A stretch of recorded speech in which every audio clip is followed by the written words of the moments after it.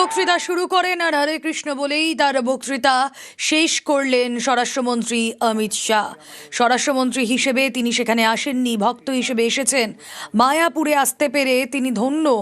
আজ একথাই তার কর্মসূচির ফাঁকে, মায়াপুরের ইস্কন দর্শনের ফাঁকে জানালেন অমিত শাহ। ভোটের বাংলায় ফের অমিত শাহ। মায়াপুরে কেন্দ্রীয় স্বরাষ্ট্রমন্ত্রী আজ এসে পৌঁছন, মায়াপুর ইস্কনের অনুষ্ঠানে যোগ দেন। কলকাতা বিমানবন্দর থেকে হেলিকপ্টারে ডিরেক্ট মায়াপুর।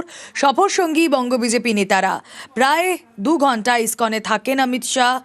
আজ বিকেলেই দিল্লিতে ফিরে যাবেন। হরে কৃষ্ণ বলেই তার বক্তব্য শুরু করেন আজ। ভোটের বাংলায় কোনো রাজনৈতিক কর্মসূচি এদিন ছিল না, তবে অমিত শাহর এই কর্মসূচি, মায়াপুরে আসা এবং সেখান থেকে যে বার্তা তিনি দিলেন, সেখানে কোথাও গিয়ে রাজনৈতিক মহল মনে করছে কৌশলে হিন্দুত্বেই শান দিচ্ছে বিজেপি।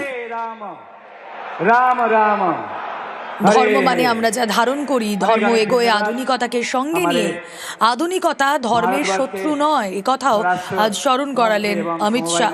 মায়াপুরে এসে তিনি সৌভাগ্যবান এমনটাও বলেছেন আজ। সবার মধ্যেই ভালো খারাপ থাকে, তা নিয়েই চলতে হয়। শ্রীকৃষ্ণের মধ্যে বিলীন হওয়াই জীবনের প্রাপ্তি, এ কথাই আজ মায়াপুর ইস্কনের অনুষ্ঠানে এসে বললেন অমিত শাহ। হরে কৃষ্ণ বলে তার বক্তব্য যেমন শুরু তিনি করেন, তেমন হরে কৃষ্ণ বলেই তার বক্তব্য শেষ করেন অমিত শাহ। সামনেই বিধানসভা নির্বাচন, তার আগে আবারও অমিত শাহর এই বঙ্গ সফর অত্যন্ত তাৎপর্যপূর্ণ বলেই মনে করা হচ্ছে। না, কোনো রাজনৈতিক কর্মসূচি এদিন তার মায়াপুরে ছিল না। তিনি মায়াপুর ইস্কনে আসেন, 2 ঘন্টা সময় কাটান, কিন্তু রাজনৈতিক মহলের মনে হওয়া কৌশলে হিন্দুত্বেই শান দিচ্ছে বিজেপি। আমরা সবাইকে ধন্যবাদ জানাই।